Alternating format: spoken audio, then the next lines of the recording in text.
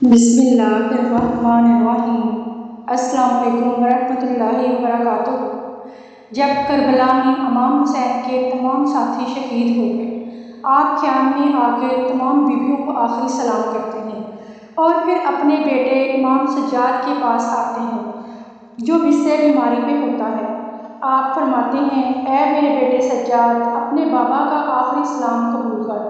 امام سجاد جیسے ہی امام حسین کو دیکھتے ہیں کہ آپ کے چہرے پہ علی اصغر کا خون لگا ہے اور نہ ساتھ عباس ہیں نہ اکبر، تو آپ کہتے ہیں، بابا مجھے بھی اجازت دیں کہ میں میدان میں جا کے شہادت کا جام پی سکوں۔ امام حسین فرماتے ہیں، اے سجاد، تمہارا امتحان اتنا آسان نہیں ہے، ہمیں شہید ہو لینے دو۔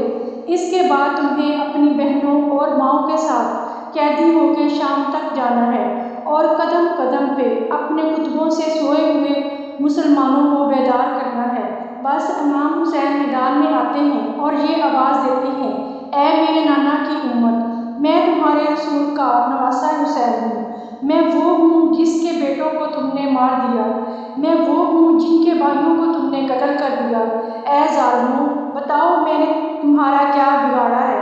فوج یزید ہنس ہنس کے کہتی ہے کہ اے حسین، یہ سب ہم تیرے باپ علی کے بغض میں کر رہے ہیں۔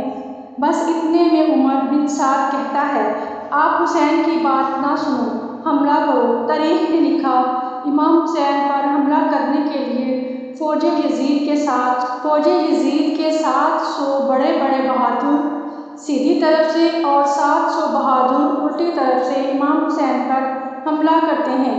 علی کا شیر ایک ہی وار سے ان سب کو فنا کر دیتا ہے۔ اس کے بعد 2000 کا لشکر امام حسین کے مد مقابل آتا ہے۔ امام حسین جب ان کو فنا کرتے ہیں تو فوجی یزید میں یہ آواز بلند ہوتی ہے کہ یہ علی کا شیر ہے، اور ہم نے خود علی سے سنا کہ میرے تمام بیٹوں میں سے سب سے اچھی جنگ حسین لڑتا ہے۔ یہ بات جب عمر بن سعد اور شمر کے کانوں تک پہنچی تو وہ کہتے ہیں، اب حسین پہ ایک ساتھ حملہ کرتے ہیں۔ بس 9 لاکھ کا لشکر امام حسین پہ حملہ کرتا ہے۔ امام حسین علی کے شیر اس 9 لاکھ کے لشکر پر ایسے وار کرتے ہیں کہ فوج بھاگنا شروع کر دیتی ہے۔ کچھ لوگ دریائے افرات کی طرف بھاگتی ہیں اور کچھ لوگ کوفے کی طرف واپس پلٹ جاتے ہیں۔ جیسے ہی یہ منظر دیکھا تو یہ کہنے لگا کہ اگر اس طرح سے لڑتے رہے تو حسین کو مات دینا ناممکن ہے۔ اے لوگوں، کچھ لوگ جائیں اور خیام کو آگ لگا دیں اور باقی کے سپاہی سب امام حسین سے دور ہو کے تیر، نیزے اور پھلے امام حسین کو مارے۔ بس لشکر امام حسین سے دور ہونا شروع ہوتا ہے اور دور سے کوئی امام حسین کو تیر مارتا ہے، کوئی نیزے مارتا ہے، کوئی تلوار پھینکتا ہے۔ جس کے پاس بہانے کے لیے کچھ نہیں ہوتا وہ کربلا کی زمین سے پتھر اٹھا کے امام حسین کی طرف پھینکتا ہے، اور وہ کچھ ظالم خیام کو آگ لگا دیتے ہیں۔ بیویوں کی آوازیں بلند ہوتی ہیں، نواسہ رسول کبھی خیام کی طرف جاتے ہیں، کبھی میدان کی طرف آتے ہیں۔ تاریخ نے لکھا، امام حسین کے جسم پر اتنے زخم لگنے لگے کہ آپ کا جسم نظر نہیں آتا۔ اتنی دیر میں آواز غیب آتی ہے، اے حسین، تیرا اللہ تجھ سے راضی ہو گیا۔ امام حسین اپنی تلوار کو روک لیتے ہیں اور اتنے میں ایک ظالم امام حسین کی کمر میں ایسا نیزہ مارتا ہے کہ آپ گھوڑے کی کسی سے زمین کی طرف آتے ہیں۔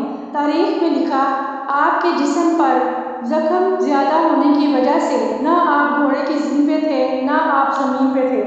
آپ تیروں کے مسلح پہ اللہ کی عبادت میں مصروف ہیں اور بار بار اللہ کا شکر کر رہی ہیں کہ اے اللہ، تیرا شکر ہے کہ تو نے محمد کے اس نواسے کو اس عظیم امتحان کے لیے چنا۔ امام حسین جیسے ہی گھوڑے کی ریڑھ سے گرتے ہی تو فوجی یزید میں ایک شور برپا ہو جاتا ہے کہ ہم نے حسین کو قتل کر دیا، لیکن وہ تیروں کی بارش رکتی نہیں۔ مسلسل تیر اور نیزے امام حسین کو فوج یزید مارتی رہتی ہے۔ اتنے میں وہ گھوڑا جس پہ آپ سواری کرتے تھے، جس کا نام مرتجز تھا، جو رسول اللہ کا گھوڑا تھا، وہ جب دیکھتا ہے کہ نواسہ رسول زمین پہ ہیں اور رسول اللہ کی امت ان کو تیر مار رہی ہے، تو وہ گھوڑا امام حسین کا طواف کرنا شروع کر دیتا ہے تاکہ تیر اس گھوڑے کو لگ جائے اور امام حسین کو تیروں سے بچا لے۔ یہ منظر جیسے ہی عمر بن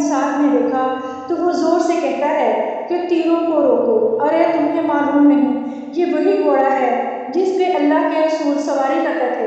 ایسا نہ ہو کہ اس گھوڑے کو تیر لگے اور اللہ کے رسول ہم سے ناراض ہو جائیں۔ تو گھوڑا اپنی زبان میں کہنا شروع کرتا ہے، اے لوگو، آج رسول اللہ صلی اللہ علیہ وسلم کی سواری کا تو احترام کر رہے ہو، لیکن اس حسین کا احترام بھول گئے جن کو رسول اللہ صلی اللہ علیہ وسلم اپنے کندھوں پر سوار کر کے فرماتے تھے کہ یہ حسین مجھ سے ہے، میں اس حسین سے ہوں، اس حسین کا خون میرا خون ہے، اس حسین کا جسم میرا جسم ہے، حسین کا جسم میرا جسم ہے۔